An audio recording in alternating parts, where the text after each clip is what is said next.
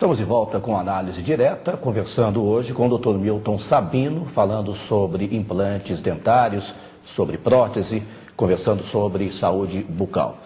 Bom, doutor, o que é de mais moderno em relação aos implantes? Nós temos aí uma nova tecnologia, algo que vem aí a melhorar ainda mais esse atendimento?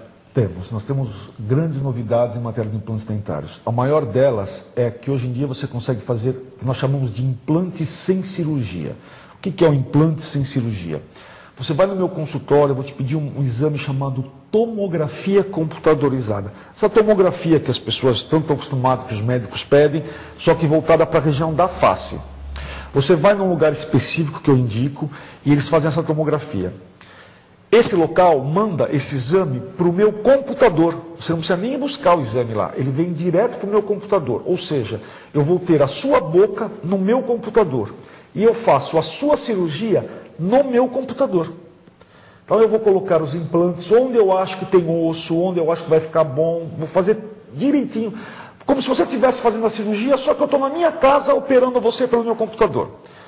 Quando a cirurgia estiver do jeito que eu acho que está perfeita, eu pego esse trabalho do computador e mando para uma empresa. O que essa empresa faz? Ela faz a cópia do seu osso em resina ou gesso. Então eu vou ter na minha mão o seu osso. Então eu vou estar com a sua boca na minha mão. Em cima dessa boca, que é a sua, que vai estar comigo, eu faço uma peça chamada guia cirúrgica. A guia cirúrgica é o local exato onde eu vou colocar os implantes. Então agora está pronta a cirurgia. Agora eu vou ligar para você e vou marcar você no meu consultório. Você vai chegar no meu consultório, eu vou te anestesiar, vou pegar essa peça, essa guia cirúrgica que eu fiz em cima do seu osso e vou encaixar na sua boca. Como eu já fiz a cirurgia antes, já está tudo certo, eu só vou pegar minha broca e vou fazer os furos nos lugares pré-determinados. Ou seja, eu não corto a sua gengiva, eu não faço nada, eu só faço os furos no lugar que já está marcado, pego o implante, coloco o implante. Como eu já sabia onde eu ia colocar o implante e como eu ia colocar o implante, os dentes também já estão prontos. Então eu coloco os implantes, pego os dentes, coloco na sua boca, prendo esses dentes, você levanta e vai embora.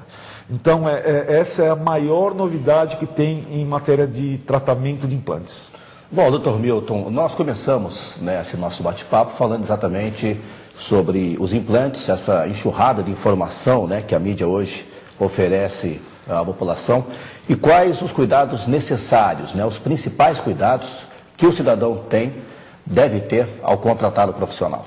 Olha, isso é uma das coisas mais importantes que existe. Primeira coisa, a gente sabe, o paciente, ele não é o dentista, ele é o paciente. Então, ele não sabe sobre odontologia. Então, ele não pode ter vergonha em perguntar.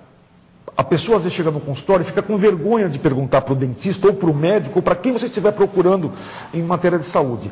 Não tenha vergonha de perguntar. Leve sua pergunta por escrito.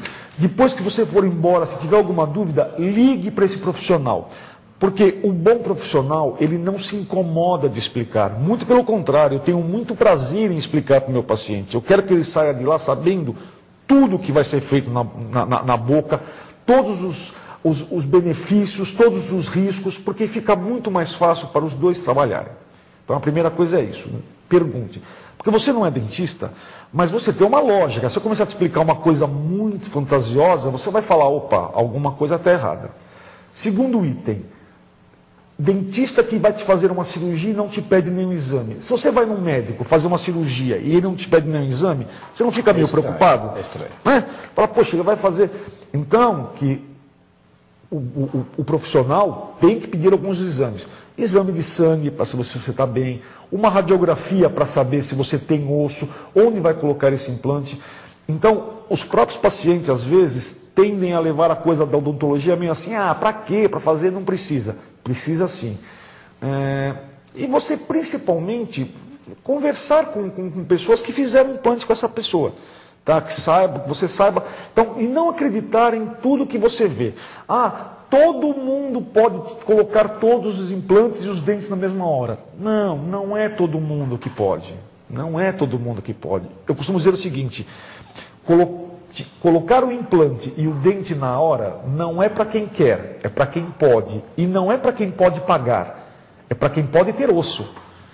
As pessoas às vezes chegam no consultório e falam assim, não, eu pago qualquer coisa para fazer todos os implantes e colocar os dentes na hora. Não adianta pagar qualquer coisa. A pessoa não tem osso, ela tem que passar por um processo de colocação de osso, de colocação de implante, de aguardar o período de cicatrização para depois colocar o dente.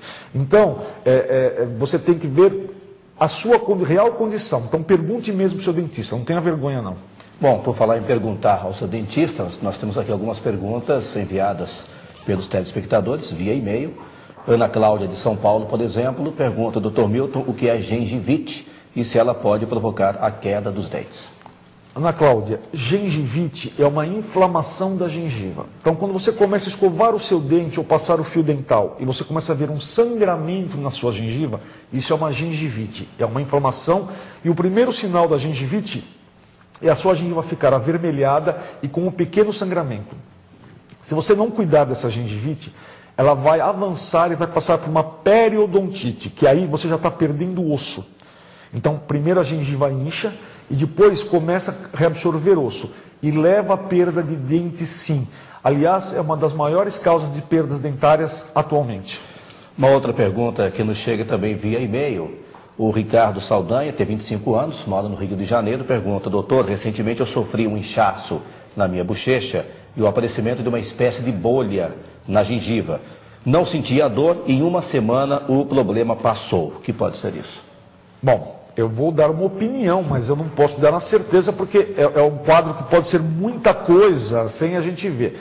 Se a sua gengiva inchou e depois isso passou, você pode estar com problema de canal em algum dente. O que acontece? Às vezes o canal dá um abscesso, que a gente chama, a gengiva incha um pouquinho, sim, e depois ela estoura e sai aquele pouquinho de pus lá de dentro e acaba passando e às vezes nem causa dor.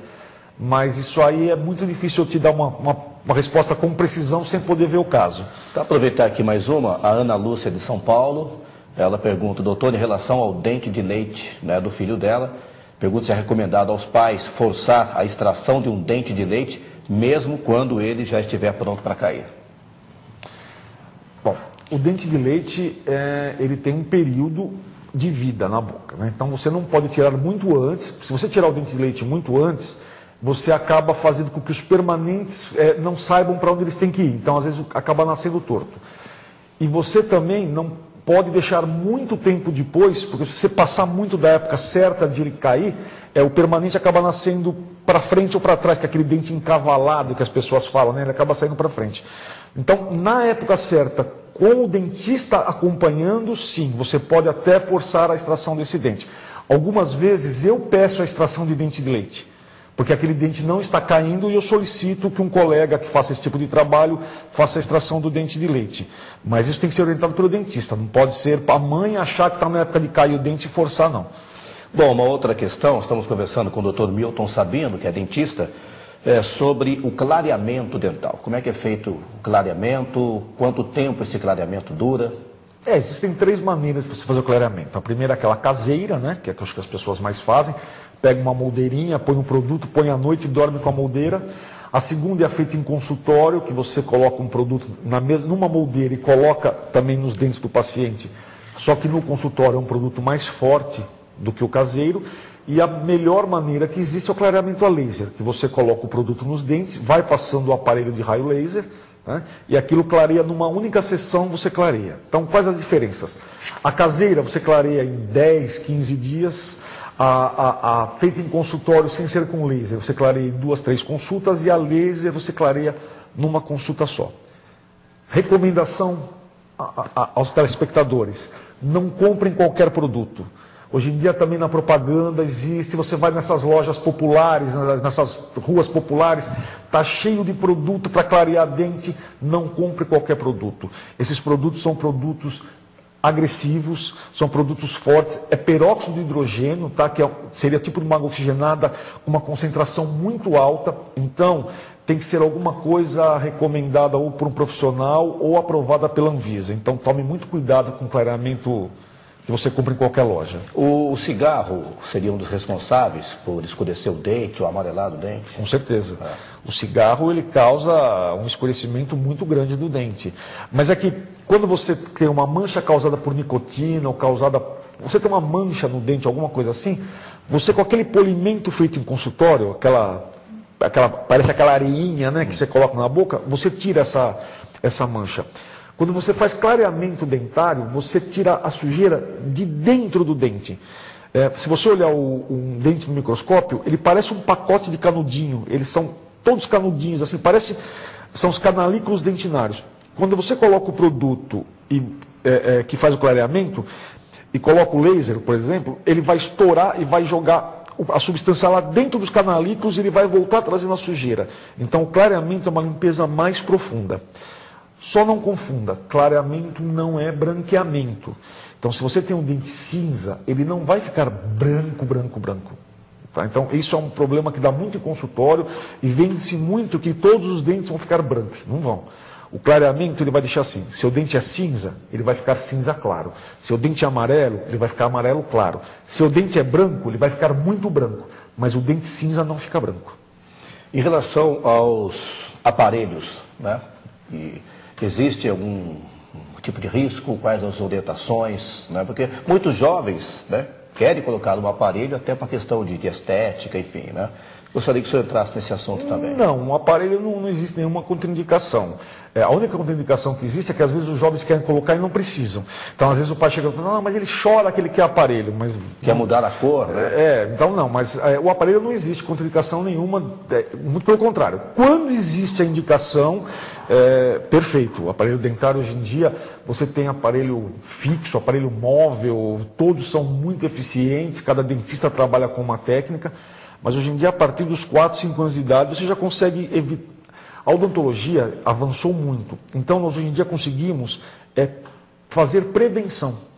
Então, eu consigo avaliar uma criança de 4 anos de idade e já saber como é que ela vai crescer, qual problema ela vai ter no futuro. E eu consigo hoje, com 4 anos de idade, prevenir o que ela ia ter com 12 anos de idade. Então, hoje em dia, não tem contraindicação nenhuma, pode usar sim. A primeira visita de uma criança ao dentista, com qual idade? Para já ter um acompanhamento ao longo da vida. Eu costumo brincar e dizer o seguinte, desde sempre. Sabe, a criança tem que ir no dentista desde sem o dentinho. Desde sem o dentinho. A criança tem que ir no dentista com a mãe, quando a mãe for no dentista. E eu vou explicar por quê. Porque o que acontece é que a criança vai se acostumando com o ambiente de um consultório.